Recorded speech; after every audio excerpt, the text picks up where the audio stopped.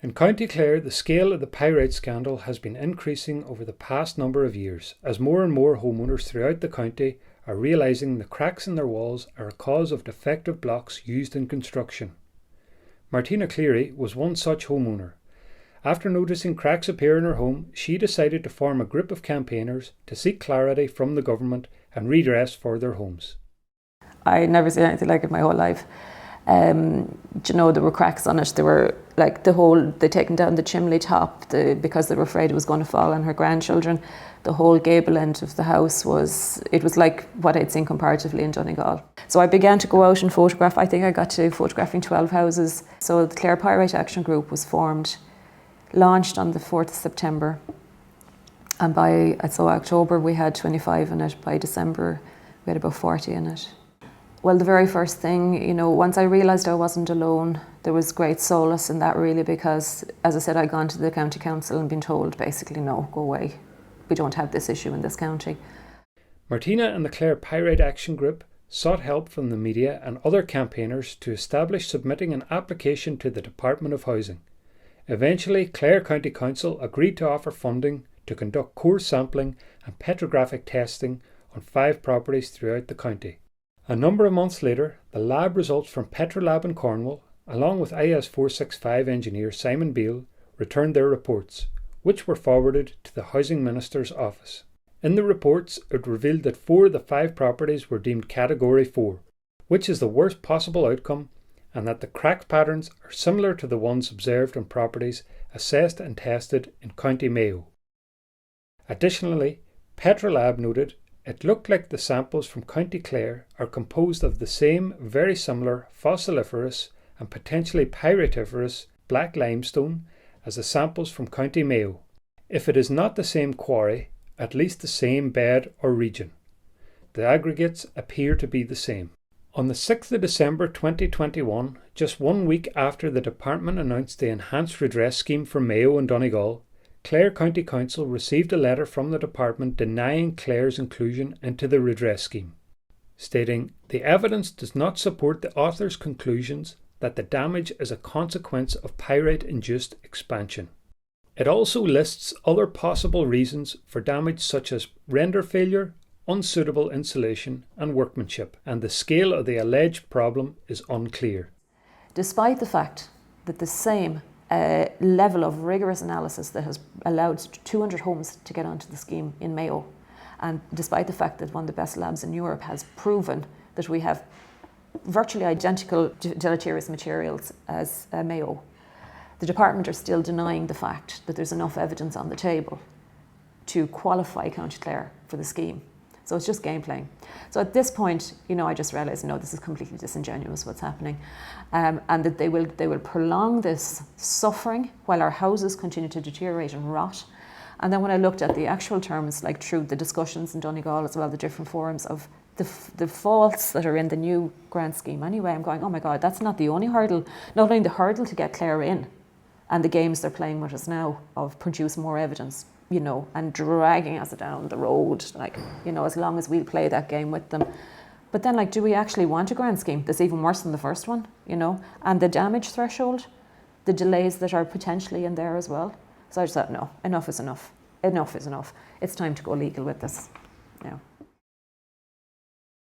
Anthony O'Loughlin from Milton Malby noticed cracks appearing on his external walls. He took it upon himself to repair it, not knowing the full extent of the underlying problem in his blocks. I says I'd have to do something about it, so I rendered the western side. I plastered it up to see how it would be shaping up, but that was alright for a couple of more years, and then that started to go. It was cracking all around the house. So I said I'd have to do something more than that then. So she put me in contact with an engineer to get the house looked at, and he was saying that it was a Category 4.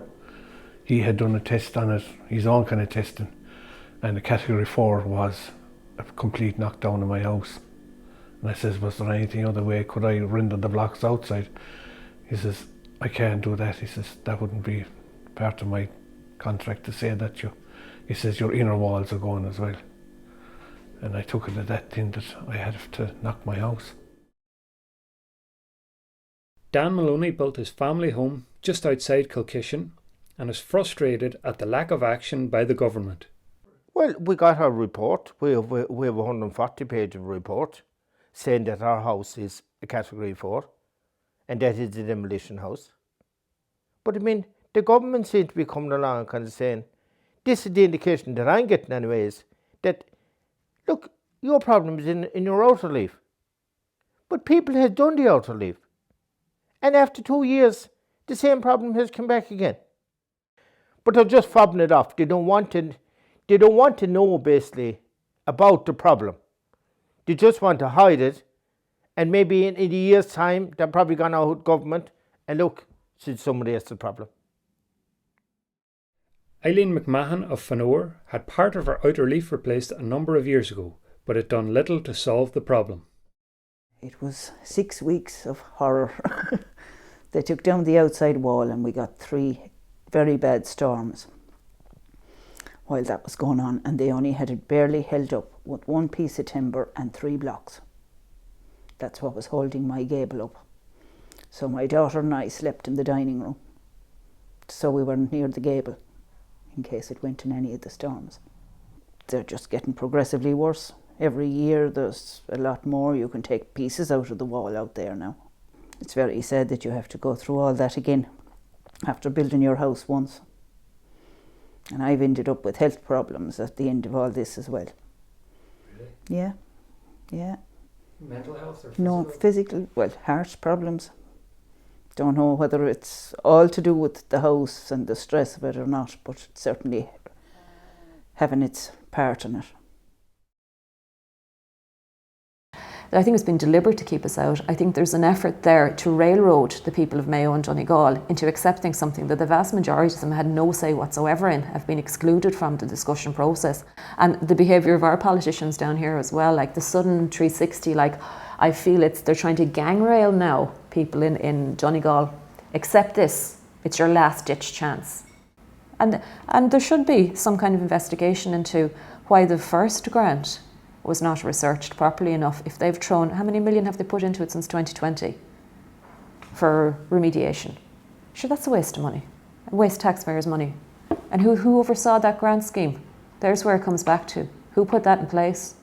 The government just have to realise that there has to be something that they do about this. Companies can't keep selling blocks that are substandard. Simple as that.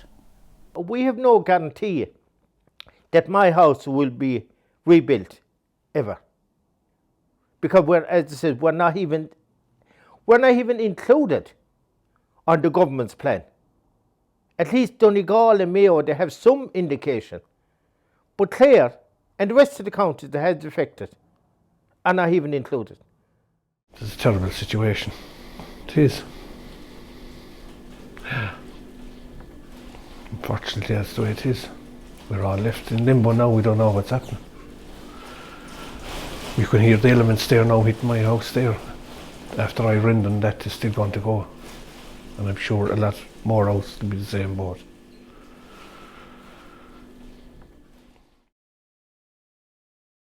The Clare Pyrite Action Group are taken to the streets of Ennis to protest on Saturday the 29th of January for their rights. We are calling on everyone in Clare to come out and support your neighbours and families who are affected by this crisis.